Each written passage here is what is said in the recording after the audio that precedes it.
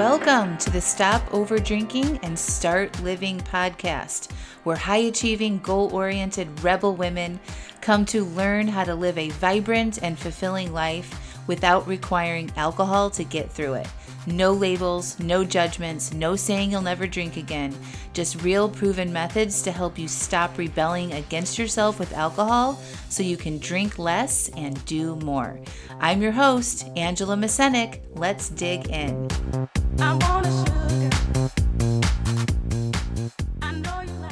Welcome to episode 234, Sober versus Drinking in Las Vegas.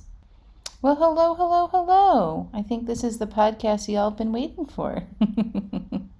I've been really excited to record this one. So if you've been following along on the socials, and if you're not following me on my Instagram, you got to come over to @coachwithangelamascenik, because I am sharing all of the background of this epic summer adventure that I'm doing with my family. So I am in California right now. We took a week to drive here from North Carolina, and we had long days in the car, all three of my kids and my littlest dog Jackie Poo and my husband and all of our stuff for the whole summer.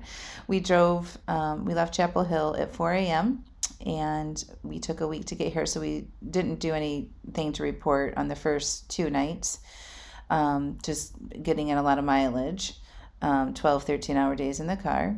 And then on the third night, we got an Airbnb for 2 nights in Williams, Arizona, which is about, an hour south of the Grand Canyon. So we settled in there for a couple days, and then we took a train to, I think it's called the Great Canyon Railway from Williams. There's an awesome old train depot there.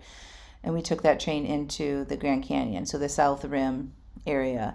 And they did it really well. So it's like an old historic train, and they had, a cafe car, and they had entertainment, and it was just really, really cool. Lots of activities and engagement for the families to, stay engaged with what they were seeing outside and what they could look forward to in the Grand Canyon. It was really cool.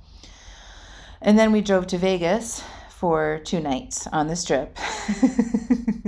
And my goals for Vegas were to get a picture of Jackie Poo on the Strip, and to hang out at the pool, and to have some family dinners, and to explore the sights and sounds and smells and tastes of Las Vegas. So this episode, I really wanted to reflect on that specific part of the podcast, because I hadn't been to Vegas. It would have been about 13 years. And 13 years ago, I was still heavily into my relationship with alcohol. 13 years ago, my husband and I took a weekend trip to Vegas after we had our first child. So Sparrow was 7 months old when we went to Vegas. And, it was a first time away as new parents and baby. And to say the least, we turned it on. The intention was to party, okay? And to see some shows and to eat the food and all the things. But we set out to go to clubs and to drink and all the things that you would think that you would do in Vegas. And I went to Vegas many times because I lived in Northern California and in Seattle, and I was in pharmaceutical sales during that time. And so our region was based in the West. So we would have a lot of sales meetings in Vegas, or I would attend big eye care conventions and things there, and I would run half marathons there. I went to Vegas a lot while I lived on the West Coast. And of course, every time it was a party. And so I was excited to go back to Las Vegas to see what it would be like as somebody who doesn't drink. And well past, I'm celebrating 5 years as being a non-drinker. And I was really excited to observe what that would be like. It was going to be a totally new experience. So I was not worried. I'm well past worrying about urges or worrying about being uncomfortable or anything like that. It was more like, this is going to be interesting, and I'm excited to do it. Again, my goals were to take Jackie on the Strip and get him a picture. It's kind of like Where's Waldo, but where's Jackie? And then spend some time at the pool. I wanted to also run in the morning down the Strip. That's really fun first thing in the morning because it's cooler and there's nobody out there, so you can just you have a lot more spaciousness and freedom to look around and enjoy that without it being packed with people, right? So those are my three main goals. And then, of course, spending time with the family and stuff. So when we got there, I realized that we had booked a room at the Delano. We booked 2 rooms, actually. It's hard to get one hotel room for a family of 5. So a lot of times if we're staying in more traditional hotels, we have to get 2 rooms. Anyway, so we got there, we checked in, and I realized that this was a really cool because it was a non-casino hotel. So it was just a room, or just, a tower of rooms. There was a restaurant and a lobby and stuff, but there was not a casino or any of that, or a bar or anything in. Maybe there was a bar, but it was like no smoking and no casino. And so we liked that, and we were happy that that's how it turned out. But it was attached to Mandalay Bay. So we could walk through the hallway and get to Mandalay Bay very quickly. And that's where, like, I had to walk through the casino and everything to get to the pool area. So we basically, the first night, as soon as we got there, we unpacked a little bit, got the dog settled and all that. And then I took the boys down to the pool. And it was really cool because our only intention for the pool is to actually use the pool and swim. And we got there later in the afternoon and hadn't really got our feet under us so much. So we just stayed in one little area, quick hour, and then we went back up, and then we went out for dinner. And I got to say, like, Vegas is accommodating for anybody. Like, I was very impressed, and one of the things I noticed, I hadn't noticed this before any other time I went to Vegas, is the hospitality there was on point every step of the way. Every restaurant we went to, the hotel check-in, the people helping with our bags, the pool attendants, like, all of it was just over the top accommodating. So the first restaurant we went to, which was this Irish pub inside the Mandalay Bay Casino, just didn't even care that we weren't drinking. Like, it just wasn't even a thing. We ordered our, I think I had a Diet Coke, the kids had water, and, like, we set the intention with the family too. Like, not everybody is getting a soda or a drink. We wanted to conserve our money because, like, Vegas, it could be $5-6 for a Coke, and times 5, you're paying a lot for drinks. So we set our expectations, and I think this is really important to pay attention to. It's like, yeah, you just communicate, but it's really like when you set your intentions and your expectations for yourself ahead of time, you also can set your expectations and intentions for what the family can expect of you, right? So, like, a lot of times I hear from people like, well, how do you navigate social situations? How do you tell people you're not drinking? And it always is so helpful to let people know what they can expect from you or not expect from you before you're in that situation, right? So with the kids, and I would recommend that you do this with your friends or your family, is if you're not drinking, before you get to sit down at the restaurant and the waiter comes and then you're like, no, I don't want to drink, and then they have all the questions, you know what I mean? You let them know ahead of time, hey guys, I'm not drinking tonight, to set that expectation, right? And the same thing for the kids. Like, I let them know, nobody's ordering soda, we're just having ice water tonight.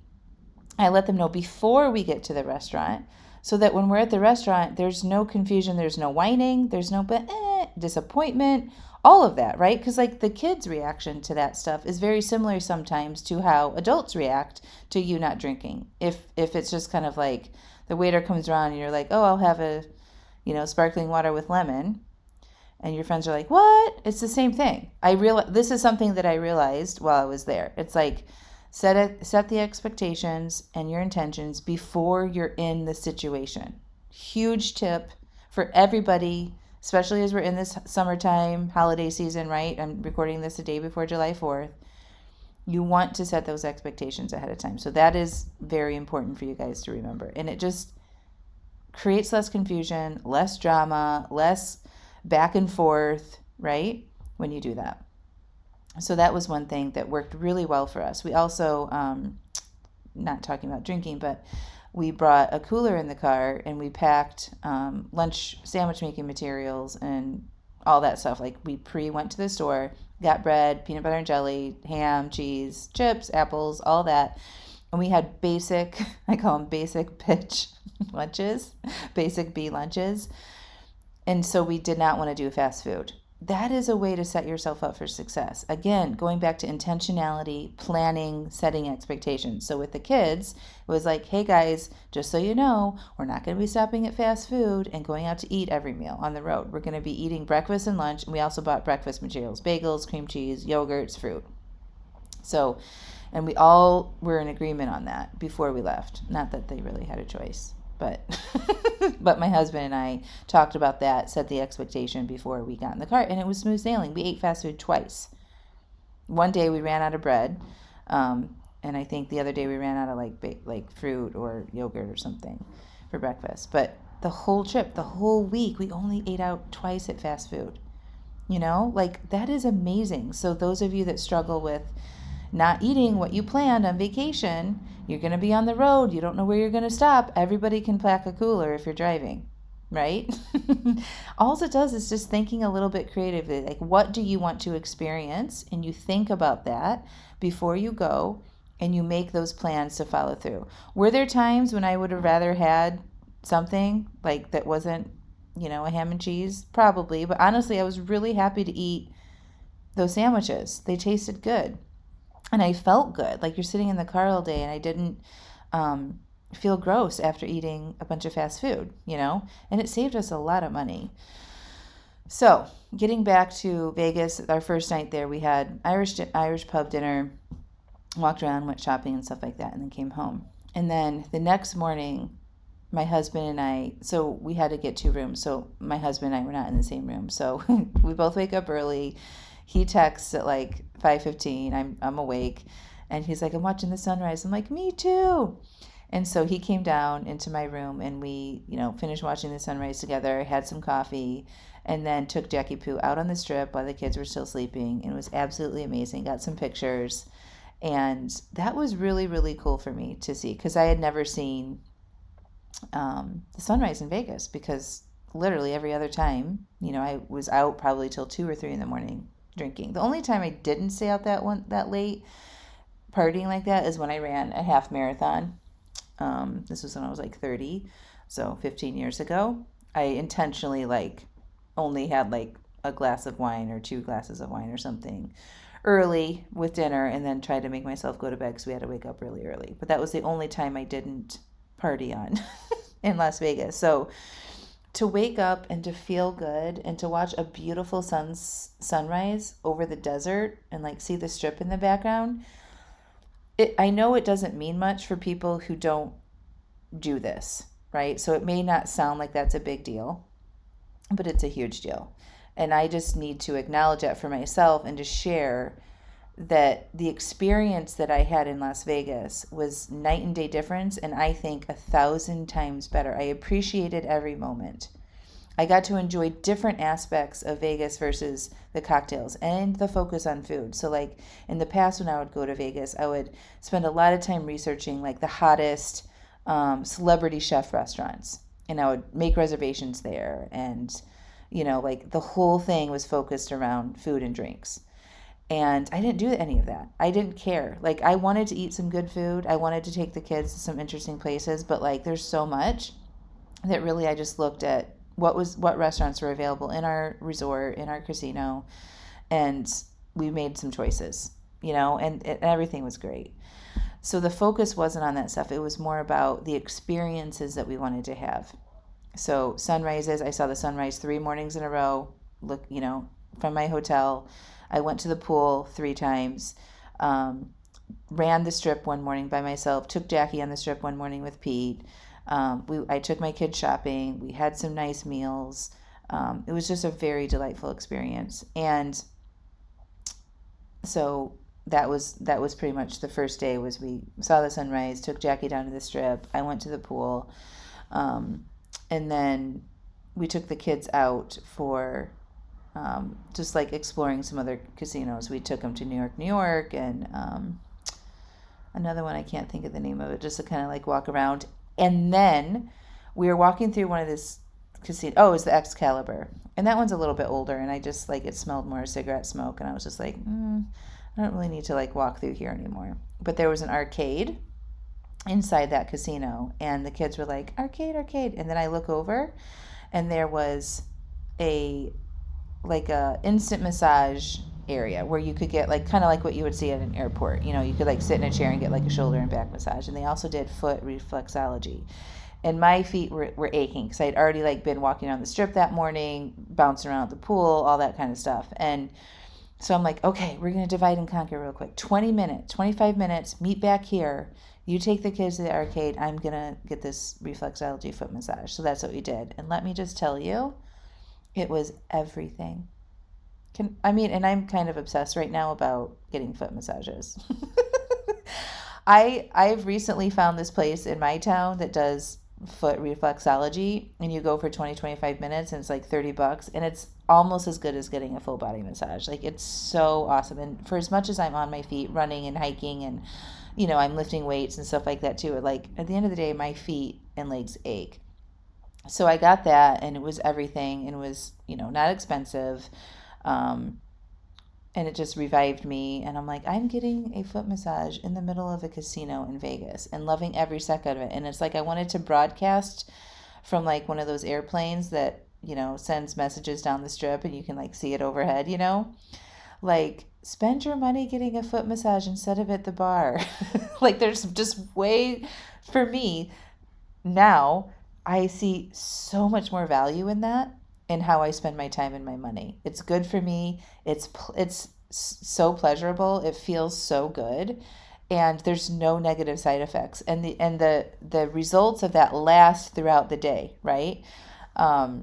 So that was one thing that we did, and it was just amazing. So I'm just like noticing the differences in what I'm like while I'm there. I'm noticing what I would be normally doing versus what I was doing on this trip, right? And how much more aware I was, how much more in tune with how I was feeling, spending time with the kids, communication with Pete. Like, of course it wasn't all perfect, and of course people were arguing, and there were moments, right? Like, just like everything. But in general, it just went so well. Like, I when I'm thinking about it now, I can't think of any big thing that happened that was terrible. So the other thing that I did was I went into the pool area with my youngest son Arlo, and they have this really cool area called the beach where it's a big pool, and it's like a wave pool. So they make very subtle waves, but it goes out to like 7 feet deep. There's sand, lots of chairs to sit in, whatnot, and then there's also a lazy river attached to it. And so Arlo and I got in that lazy river, and I swear I felt like I was 16 years old. Like, we were leaping and dancing and pretending and playing like around and around and around in this lazy river. And it reminded me so much of the first summer that I stopped drinking. So just to recap on my history with alcohol. So in January 2018, I took a 90-day break from drinking. And in that 90-day break, I discovered all of the triggers, all of the reasons why I was drinking. I learned how to feel my feelings. I learned how to manage my mind, like all of that stuff that I teach you. And then I decided to bring alcohol back into my life for a few months. And at the end of that time, which was like at the end of the summer, around June, I was like, I don't like this. One drink and I feel disconnected. I don't like the buzz. I don't like the taste. I don't like anything to do with this. So I decided not to. And so July 2018 is when I started my non-drinking time. And so that summer I felt like a kid again. I felt totally free. I had so much fun. I feel like I reverse age. I remember that summer I went to the pool with my niece, and it was 4th of July, and they had a DJ. They were tossing beers into the pool, like as a game. It was very lively and a big party, and I remember just like bouncing around, tossing a ball, doing somersaults, going down the water slide, like, and just feeling so good. And that's what I felt like with Arlo in this lazy river in Las Vegas. And it was just fun. It was joyful. It was aliveness. And I want everybody to feel that so much.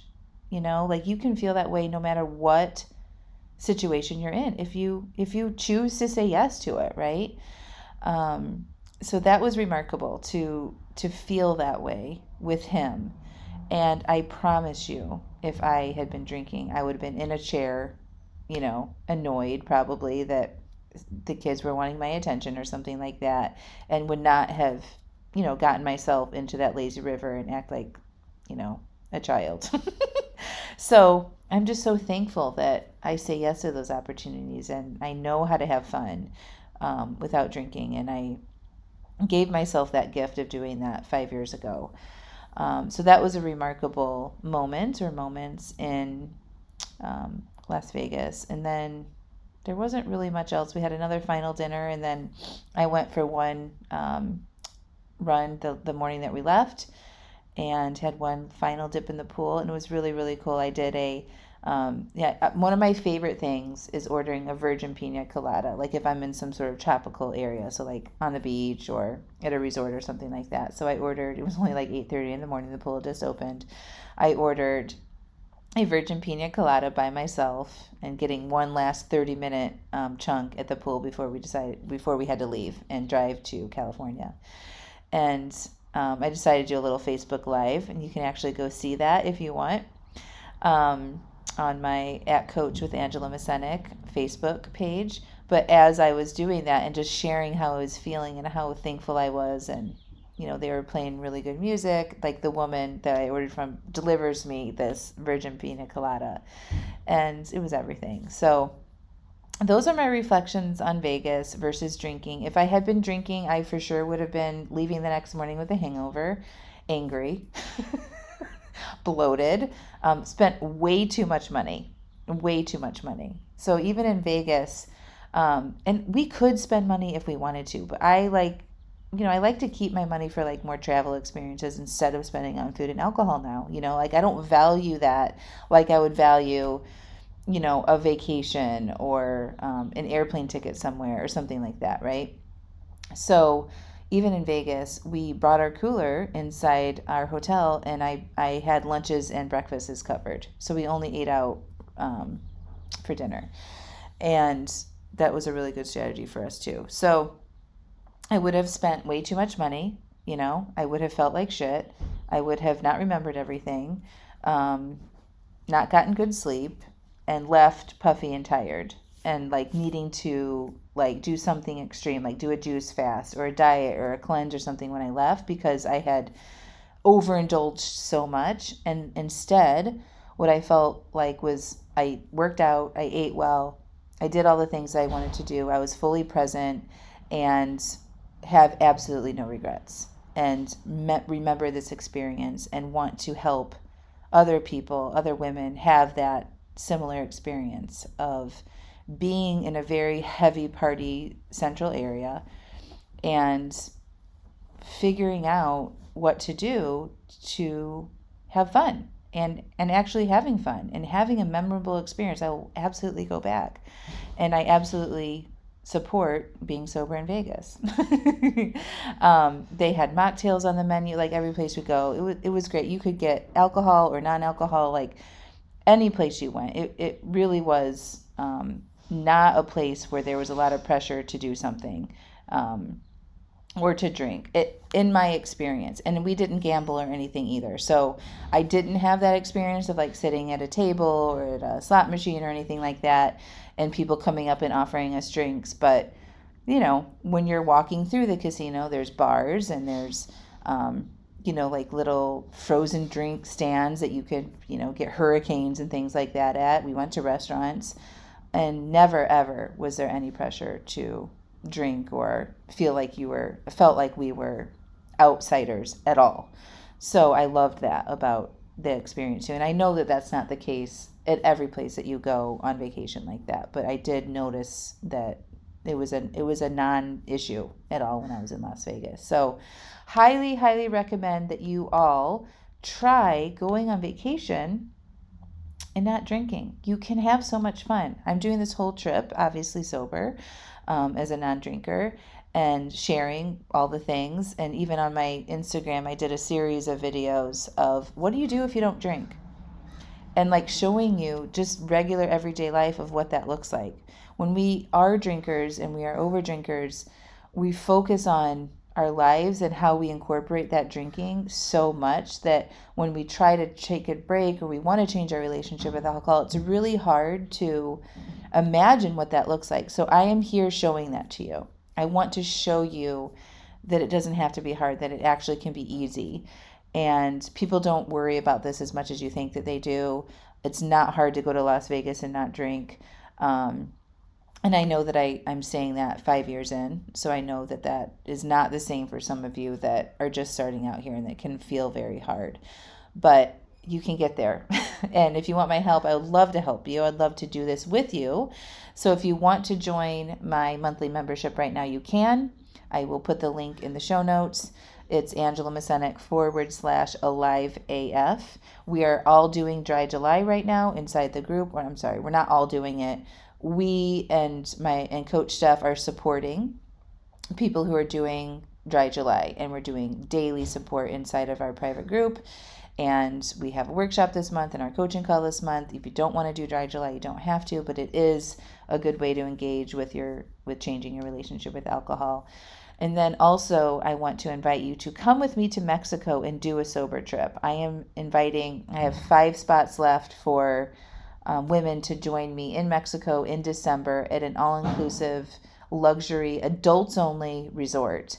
And I'm going to help you navigate traveling, pre-retreat coaching, 2 months of support before the actual retreat, and then a month of support with private calls with me and group calls for everybody that's going on the retreat, and a private group for a month after. So you get 2 months of support before the retreat and a month of support after the retreat, October, November, December. So you have support during the holidays as well, navigating that. And I'm going to help you experience a travel situation and be comfortable doing it and have so much fun. So I will also link up that link for the Sober Cancun retreat and coaching package in the show notes as well. Happy to answer any questions you have about that.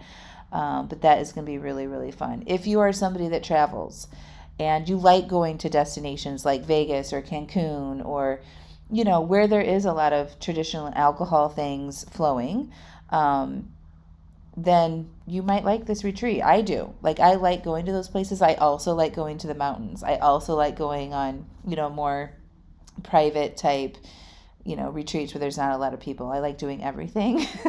But my favorite, if I had to pick what I would like to do as far as vacation, it's definitely someplace warm, someplace with a beach, someplace with a pool where I can just relax and be taken care of. And this place that I found in Mexico is that. It's not really so much about being in Mexico, it's about the property location. It's amazing, beautiful, easy beach access. The pool situation is awesome. There's awesome cabanas. The food is amazing. The staff are so lovely and supportive. There's a thing called a magic box that this is probably the coolest thing that I get so excited about, and it's something really small. But you can wake up, and it's 24-hour room service, and it's all included.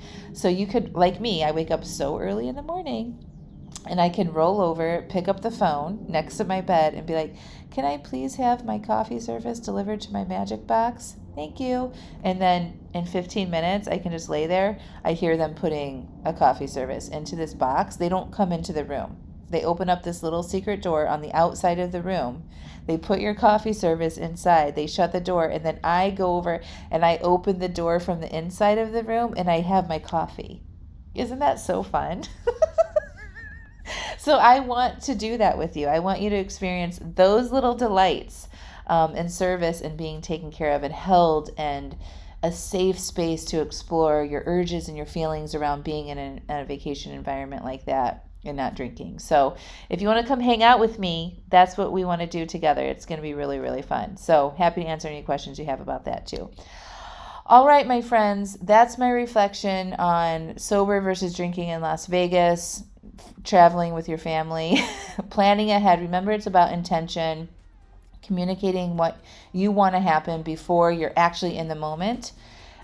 so that there's no confusion on anybody. You don't have to deal with in the moment on like real-time reactions when you're like already feeling awkward or fragile. Highly recommend that you communicate ahead of time, and just know that fun is up to you. Drinking does not equal fun. Drinking in Vegas does not equal fun. It's just what you think about drinking in Vegas or drinking in Cancun or whatever it is that you are. That's what makes it fun. Fun is a mental construct. So I think it's really fun to get that Magic Box coffee in Cancun, right? That delights me. And so it's just about thinking about these things differently and learning how to notice and pay attention to the different experiences you have in a different way. And that's where life coaching and learning how to do that can be really, really supportive and helpful for you. So I would love to work with you. Join Alive AF and come to Cancun with me in December. Do all of it. All right, my friends. Thank you for being here. I love you all, and I will talk to you next week. Bye.